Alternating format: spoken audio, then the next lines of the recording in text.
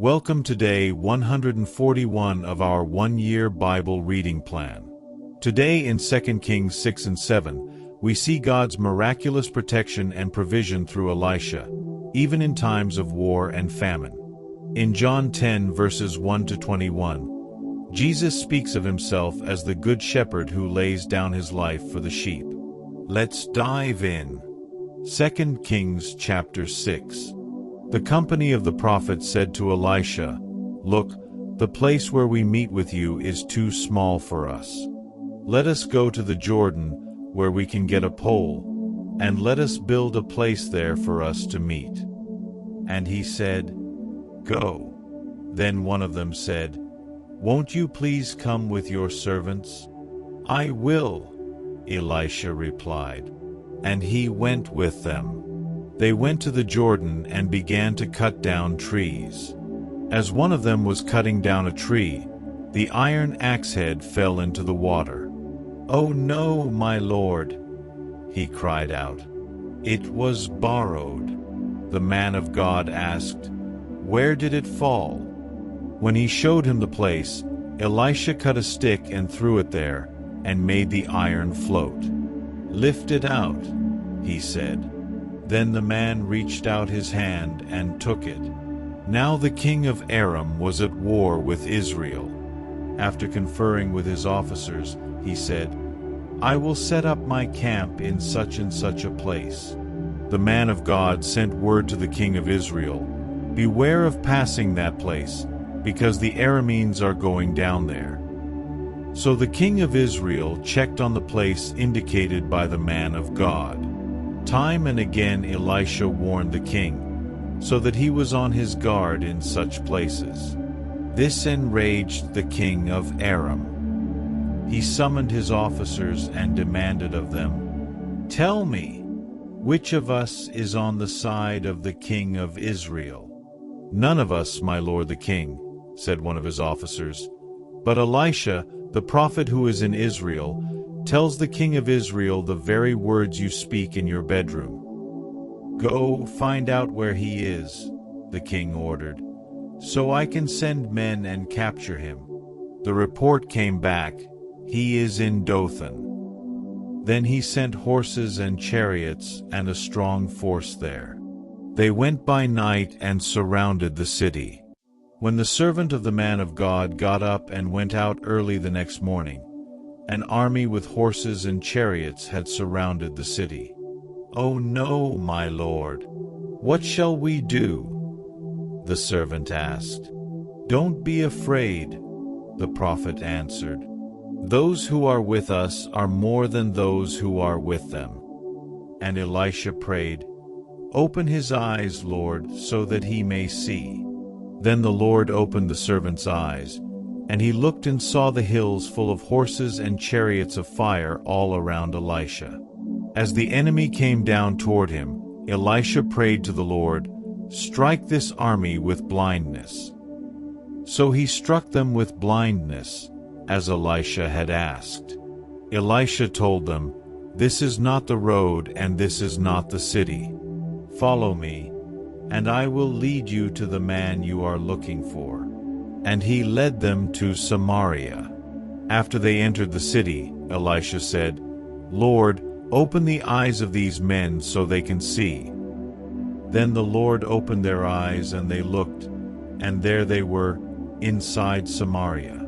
When the king of Israel saw them, he asked Elisha, "Shall I kill them, my father? Shall I kill them?" "Do not kill them," he answered. "Would you kill those you have captured with your own sword or bow? Set food and water before them so that they may eat and drink and then go back to their master." So he prepared a great feast for them, and after they had finished eating and drinking, he sent them away, and they returned to their master. So the bands from Aram stopped raiding Israel's territory. Sometime later, Ben-Hadad, king of Aram, mobilized his entire army and marched up and laid siege to Samaria. There was a great famine in the city. The siege lasted so long that a donkey's head sold for 80 shekels of silver, and a quarter of a cab of seed pods for 5 shekels. As the king of Israel was passing by on the wall, a woman cried to him, "Help me, my lord the king." The king replied, "If the Lord does not help you, where can I get help for you? From the threshing floor? From the winepress?" Then he asked her, "What's the matter?" She answered, "This woman said to me, 'Give up your son so we may eat him today, and tomorrow we'll eat my son.' So we cooked my son and ate him. The next day I said to her, 'Give up your son so we may eat him,' but she had hidden him." When the king heard the woman's words, he tore his robes. As he went along the wall, the people looked, and they saw that, under his robes, he had sackcloth on his body. He said, "May God deal with me, be it ever so severely, if the head of Elisha son of Shaphat remains on his shoulders today." Now Elisha was sitting in his house, and the elders were sitting with him. The king sent a messenger ahead, but before he arrived, Elisha said to the elders, "Don't you see how this murderer is sending someone to cut off my head? Look, when the messenger comes, shut the door and hold it shut against him. Is not the sound of his master's footsteps behind him?" While he was still talking to them, the messenger came down to him. The king said, "This disaster is from the Lord. Why should I wait for the Lord any longer?" 2 Kings chapter 7. Elisha replied, "Hear the word of the Lord. This is what the Lord says, about this time tomorrow, a seah of the finest flour will sell for a shekel, and 2 seahs of barley for a shekel at the gate of Samaria." The officer on whose arm the king was leaning said to the man of God, "Look, even if the Lord should open the floodgates of the heavens, could this happen?" "You will see it with your own eyes," answered Elisha, "but you will not eat any of it." Now there were 4 men with leprosy at the entrance of the city gate. They said to each other, "Why stay here until we die? If we say, 'We'll go into the city,' the famine is there and we will die. And if we stay here, we will die. So let's go over to the camp of the Arameans and surrender. If they spare us, we live. If they kill us, then we die." At dusk they got up and went to the camp of the Arameans. When they reached the edge of the camp, no one was there, for the Lord had caused the Arameans to hear the sound of chariots and horses and a great army, so that they said to one another, "Look, the king of Israel has hired the Hittite and Egyptian kings to attack us." So they got up and fled in the dusk and abandoned their tents and their horses and donkeys. They left the camp as it was and ran for their lives. The men who had leprosy reached the edge of the camp, entered one of the tents, and ate and drank. Then they took silver, gold, and clothes, and went off and hid them. They returned and entered another tent and took some things from it and hid them also. Then they said to each other, "What we're doing is not right. This is a day of good news, and we are keeping it to ourselves. If we wait until daylight, punishment will overtake us. Let's go at once and report this to the royal palace." So they went and called out to the city gatekeepers and told them, "We went into the Aramean camp and no one was there, not a sound of anyone, only tethered horses and donkeys, and the tents left just as they were." The gatekeepers shouted the news, and it was reported within the palace. The king got up in the night and said to his officers, "I will tell you what the Arameans have done to us. They know we are starving, so they have left the camp to hide in the countryside, thinking, 'They will surely come out, and then we will take them alive and get into the city.'" One of his officers answered, "Have some men take 5 of the horses that are left in the city. Their plight will be like that of all the Israelites left here. Yes, they will only be like all these Israelites who are doomed. So let us send them to find out what happened." So they selected 2 chariots with their horses, and the king sent them after the Aramean army. He commanded the drivers, "Go and find out what has happened." They followed them as far as the Jordan, and they found the whole road strewn with the clothing and equipment the Arameans had thrown away in their headlong flight. So the messengers returned and reported to the king. Then the people went out and plundered the camp of the Arameans.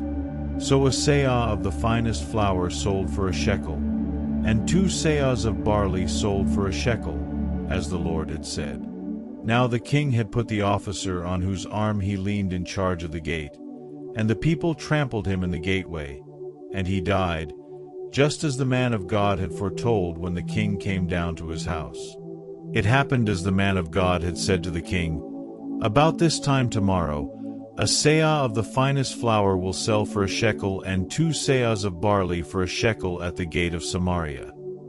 The officer had said to the man of God, "Look, even if the Lord should open the floodgates of the heavens, could this happen?" The man of God had replied, "You will see it with your own eyes, but you will not eat any of it." And that is exactly what happened to him, for the people trampled him in the gateway, and he died. John chapter 10, 1-21. Very truly I tell you, Pharisees, anyone who does not enter the sheep pen by the gate, but climbs in by some other way, is a thief and a robber. The one who enters by the gate is the shepherd of the sheep. The gatekeeper opens the gate for him, and the sheep listen to his voice. He calls his own sheep by name and leads them out. When he has brought out all his own, he goes on ahead of them, and his sheep follow him because they know his voice. But they will never follow a stranger. In fact, they will run away from him because they do not recognize a stranger's voice. Jesus used this figure of speech, but the Pharisees did not understand what he was telling them. Therefore Jesus said again, "Very truly I tell you, I am the gate for the sheep. All who have come before me are thieves and robbers, but the sheep have not listened to them. I am the gate. Whoever enters through me will be saved. They will come in and go out and find pasture. The thief comes only to steal and kill and destroy. I have come that they may have life and have it to the full. I am the good shepherd. The good shepherd lays down his life for the sheep. The hired hand is not the shepherd and does not own the sheep. So when he sees the wolf coming, he abandons the sheep and runs away. Then the wolf attacks the flock and scatters it. The man runs away because he is a hired hand and cares nothing for the sheep. I am the good shepherd. I know my sheep and my sheep know me, just as the Father knows me and I know the Father, and I lay down my life for the sheep. I have other sheep that are not of this sheep pen. I must bring them also. They too will listen to my voice, and there shall be one flock and one shepherd. The reason my Father loves me is that I lay down my life, only to take it up again. No one takes it from me, but I lay it down of my own accord. I have authority to lay it down and authority to take it up again. This command I received from my Father." The Jews who heard these words were again divided. Many of them said, "He is demon-possessed and raving mad. Why listen to him?" But others said, "These are not the sayings of a man possessed by a demon. Can a demon open the eyes of the blind?" Thank you for joining today's Bible reading. No matter how dark or desperate the situation, God is our provider and protector. Stay close to the Good Shepherd, and join us again tomorrow for more powerful truths.